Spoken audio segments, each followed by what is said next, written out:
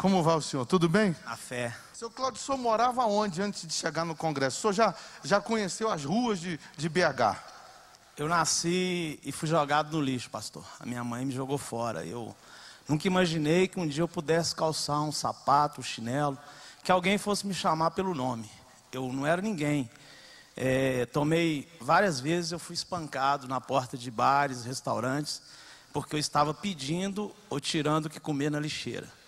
Eu era um caso realmente perdido, para mim não tinha jeito. Eu não acreditava que um dia alguém pudesse me chamar pelo nome. Eu nunca dormi debaixo do mesmo teto que a minha mãe. Tudo que não presta eu aprendi na rua, roubar, usar drogas, assaltar. Era um tempo na cadeia, um tempo na rua. Eu procurava minha mãe, lembro um dia que eu a procurei, era só eu e ela. E eu fui muito agressivo, falei, essa vida desgraçada que eu levo, essa miséria que eu vivo, a senhora tem os filhos da senhora dentro de casa e eu não consigo entender, ninguém me explica por que eu sofro tanto. Por que eu tenho que comer lixo? Por que eu tenho que ser espancado na rua?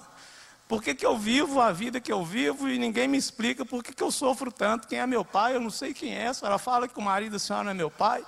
E eu vivo a rua preso. Eu fui preso, a polícia me trouxe aqui, a senhora falou que não me conhecia. Por que eu sofro tanto? E eu não acreditava, pastor. Realmente, eu falei para ela, eu tenho que crescer, realmente matar todos vocês. Porque uma tia minha falava para mim que eu tinha que crescer e matar minha mãe, o marido dela e meus irmãos, porque eles não gostavam de mim porque eu era preto. Então, assim, isso que foi criado dentro de mim. E muitas pessoas na rua, pastor, me ajudaram, tentaram me ajudar. Mas um mendigo não adianta. Eu desafio qualquer um. Pegar um sujeito na rua, levar ele para dentro da melhor casa, dar de tudo para ele, materialmente falando. Se mudar a vida dele, eu duvido, eu volto para a rua. Porque o problema é dentro. Eu não acreditava que eu fosse capaz de acreditar em mim. Então eu cheguei aqui com 30 anos de idade, só veio com 30 anos, podre, sem nome, morando de favor, sem família, não tinha nada. Mas saiu uma palavra desse altar, e essa palavra foi de encontro à minha necessidade, pastor. Eu nunca imaginei que eu pudesse ter nada. E no dia que eu entrei na igreja, eu tive um encontro glorioso com Deus. O pastor falou assim, olha, você pode ser desprezado por todos e por tudo, mas Deus te trouxe aqui porque quer mudar a sua vida. E eu lembro como se fosse hoje, dia 23 de março de 99, terça-feira, 10 horas da manhã.